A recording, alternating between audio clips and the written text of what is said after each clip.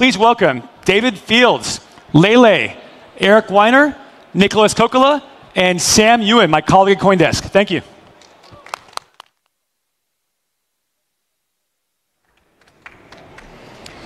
Look at all these humans. This is very exciting. Raise your hand if you're an agent. All right, we got a couple. Welcome. We'll try to speak in binary for you. Hi, I'm Nicolas Kokkalis. I am one of the two founders of Pi Network and heading the technology.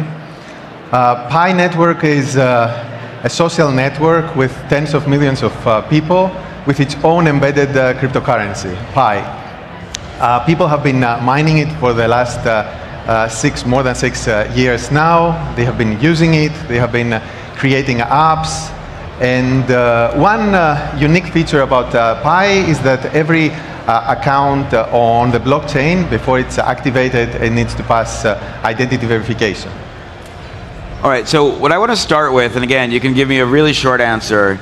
So what I want to start with, and again, you can give me a really short answer, is in the worlds that each of you are playing within the infra side and in AI, I wanted you to give me kind of the analogous place we are in the technology spectrum, right? So if we think of YouTube and streaming video, are we still the VHS era when it comes to what we're doing? So Nick, let's start with you. Oh, wow. So that's a good question. So I think that every time in history, there's technologies that are being invented, and then there's a little bit of lag and a little bit of time between when they are invented and they are actually being massively used. So that's where we are with Gen AI. So especially with the generative AI and AI in general, there has been a leap forward, a breakthrough in what the models can achieve. And now is the time to build great apps and great products with them. In the same way that, when electricity was created, not every house had it, not every industrialization wasn't there, or when the combustion engine was there, not everyone had a car. What was the exact product was not really known. So that's where we are right now. It's an exciting time to live. All right, we're at the combustion engine, that's what I'm taking away from this. Nicolas, the Pi Network has millions of people. We found this out the hard way when we were announcing your panel. They went crazy. I don't know how many of them are synthetic. I don't know how many of them are real. But in dealing with the vast numbers that you're dealing with, are you worried that at some point it kind of goes out of control where this this group mass starts to do the things it wants to do, whether you want it or not? Yeah, that's a problem and challenge not only for Pi, but for the world going forward, because now with generative AI, it's becoming less and less easy to distinguish a real human from AI. AI used to be pretty dumb, you could tell immediately, but now it's not that easy. So Pi opted for following a unique approach, which was to KYC every single individual using identity verification, turning your head left and right, and all that interesting stuff. And we think that this approach is going to be very useful, especially in the future, when you want to distinguish between 1,000 fake bots and 1,000 real people, especially in a world where you want to be able to meritocratically and fairly distribute value or other applications like this. You need to be able to identify who is a human and who is not.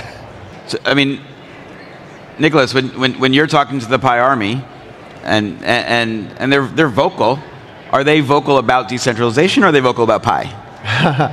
So I think that in general, when we're thinking of decentralization and AI, and there's another aspect to it. There is, of course, the technical challenges and how we can embed this into technology, how we can do all the training, how we can distribute the rewards. But there is also the concept of value capture.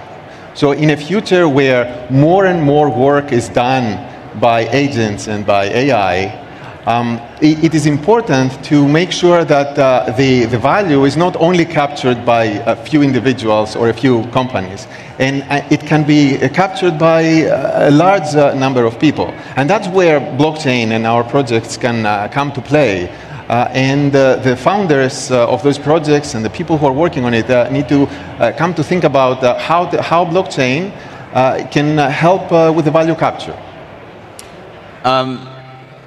Running out of time, my last question relates exactly what you said, and I want to get each of your opinion on it.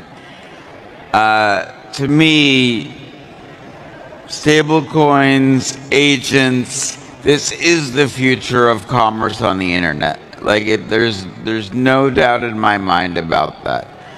So, how do you guys look at this idea of balancing out how we can build systems that allow for smooth and easy payments at the micro level, and know that the traditional financial system also says, no, but what about all of our fees? Right? We want those back.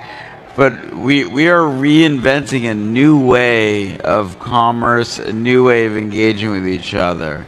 So just give us, final thoughts. I'll start with you, Nicolas, on what it means to bring agents, stablecoins, decentralized AI networks together and build the apps of the future. You have 30 seconds.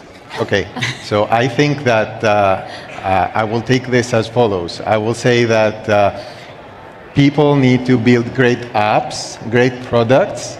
Once you have the great product, it will trump everything else.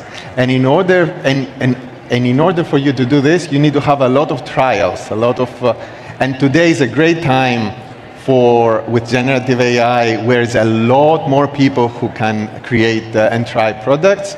So networks that have a lot of people will naturally be able to have a competitive advantage in being able to empowering them and creating a lot of different products and a lot of different value. So by having value, eventually you're going to convince everyone else to accept it. Well, that's all the time we have. Thank you all so much for this. It was wonderful. Thank you for